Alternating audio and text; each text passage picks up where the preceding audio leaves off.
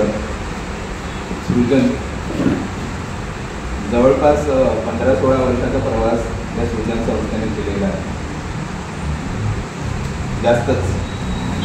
आणि आत्तापर्यंत मी ऐकत आलेलो आहे की इथे वेळेचं टाईम मॅनेजमेंट खूप चांगलं आहे. ते बघायला भेटलं. या अगोदरही मी आलेलो आहे इथे. माझी मैत्रीण आहे स्नेहल कुलकर्णी, तिच्यासोबत मी परिसंवादाला इथे आलेलो होतो, तेव्हा पण मी बघितलं आहे इथे. आणि निरंतर सुरू आहे. आणि या व्यासपीठावरून आतापर्यंत बऱ्याच लोकांना म्हणजे वक्तृत्व आणि बऱ्याच गोष्टींसाठी व्यासपीठ भेटलेलं आहे. इथले सगळे मेंबर्स आवर्जून येतात आणि वेळेत प्रोग्राम सुरू होतो. विशेष म्हणजे आशिष देव सरांना मी काय म्हणू आता, म्हणजे त्यांनी बिझनेस पण करायचा, नोकरी पण करायची आणि कविता पण लिहायची आणि लेखन पण लिहायचं, इतकं सगळं सांभाळून ते करत आहे. त्याच्यासाठी मला त्यांचं खूप खूप अभिनंदन करावंसं वाटतं. आणि त्यांनी आज हे व्यासपीठ मला उपलब्ध करून दिलं, त्याबद्दल अजून धन्यवाद करतो मी त्यांचा. नवोदिता या संस्थेबद्दल मी निशब्द आहे, कारण की माझा प्रवासच 18 वर्षापासून सुरू झालेला आहे. मी नवोदिता संस्थेतच 18 वर्षापासून आहे. मी नाट्य शिबिरातून या संस्थेला आलेलो आहे. माझी निवड प्रशांत सरांनी केली, जे माझे गुरु. एका नाट्य प्रशिक्षण शिबिराला मी दत्तप्रसन्न महाजन या सरांनी शिबिर घेतलेलं होतं आणि तिथून माझी निवड झाली. प्रवास करता करता माझं पहिलं नाटक मी जे केलं ते फुल लेंथ, मला इतका मोठा रोल भेटला होता. आणि मी पत्रकार तिथे हॉलला माझी पहिली वाचन घ्यायचं होतं. तिथून माझा प्रवास सुरू झाला. मला नीट वाचता सुद्धा येत नव्हतं. माझा बॅकग्राऊंड BSc असल्यामुळे आणि बाकी सगळं इंजिनिअरिंग असल्यामुळे मला ते वाचता सुद्धा नीट येत नव्हतं मराठी. या सगळ्यांनी विश्वास दाखवला. प्रशांत भैया, संजू दादांनी, मीरा आमटे, ज्या माझ्या पहिल्या नाटकात माझ्या आईचा रोल केला, माधवी भट देशपांडे, तिने माझ्या बहिणीचा रोल केला. ते सगळं करताना तो प्रवास तिथून सुरू झाला आणि आज इथपर्यंत आलेलो. खरं म्हणजे प्रशांत भैया यांच्याबद्दल मी काय बोलू, खूप रागवतात मला. सगळ्यात जास्त शिव्या खाल्ल्या असेल त्या नवोदितामध्ये सगळ्यात जास्त मी खाल्ल्या. मी नवोदितामध्ये आलो तेव्हाही लहान होतो आणि मी आजही लहान, कारण की मी सगळ्यात जास्त बोलणं ऐकतो. वेळेत नाटक झालं पाहिजे, डायलॉग पाठ झाले पाहिजे, तू नाटक व्यवस्थित, तुझा आवाज व्यवस्थित आहे, तू पीच वाढव, तू बरोबर कर, तू लक्ष दे. या सगळ्या गोष्टींसाठी नेहमीच मला शिव्या पडतात. माझं काम असल्यामुळे मी कधी कधी वेळ अपुरा देऊ शकतो. आता संसार आहे अजून.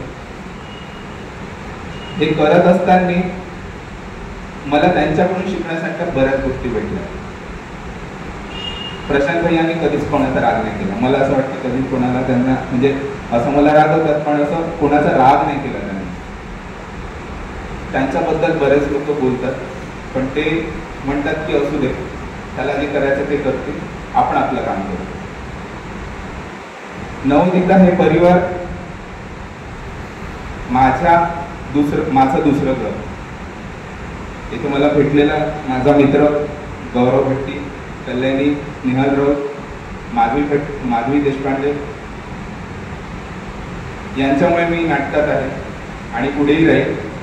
नवोदिता संस्थेमध्ये काम करताना मला आनंद भरपूर भेटतो. मला मानसिक जे संतुलन, जे कधी बाहेर कामावर जे आपलं ढासळलेलं असतं ते इथून माझं बॅलन्स होऊन जातं. अंगणीकर या नाटकाबद्दल सांगायचं तर निरंजन नावाचा रोल केलेला मी नाटकात, जो एक शिक्षक असतो. विभा ही माझी पत्नी असते आणि तिने केलेल्या मर्डरमुळे मला तिच्यासोबत राहायचं नसतं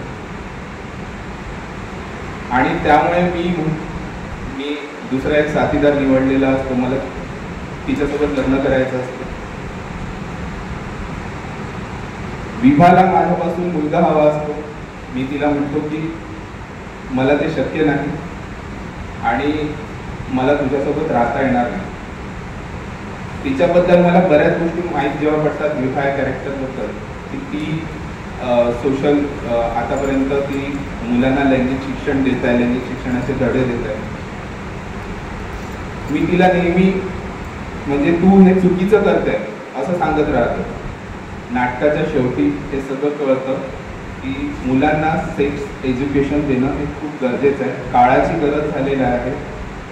आज मोबाईल एका क्लिकवर सगळ्या गोष्टी उपलब्ध आहेत.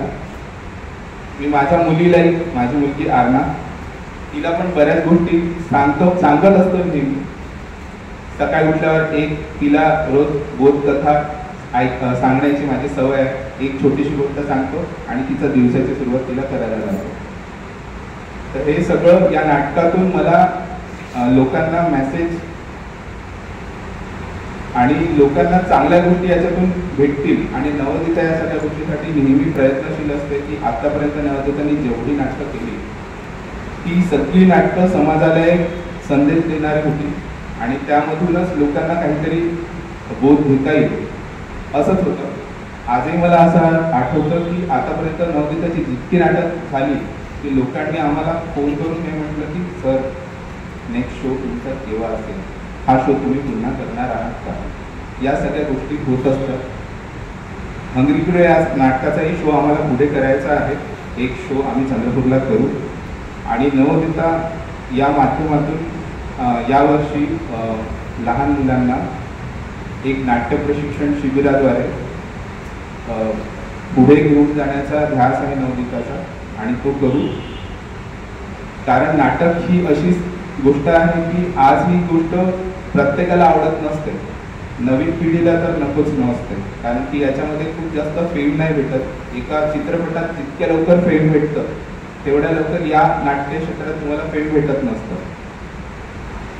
नाटकाची प्रॅक्टिस करताना जे अनुभव आलेले की तो मी पण हद्द या चित्रपटात काम केलं, पण नाटकामध्ये जो जिवंतपणा आहे तो चित्रपटामध्ये नाही.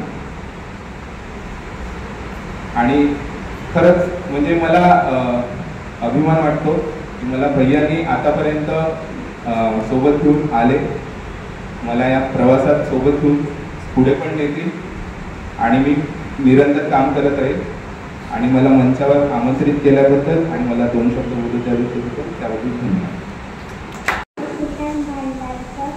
मला नाटकात काम करून खूप छान वाटलं. मला प्रशांत यांनी रेकॉर्डिंगमध्ये खूप मदत केली. मला रेकॉर्डिंगमध्ये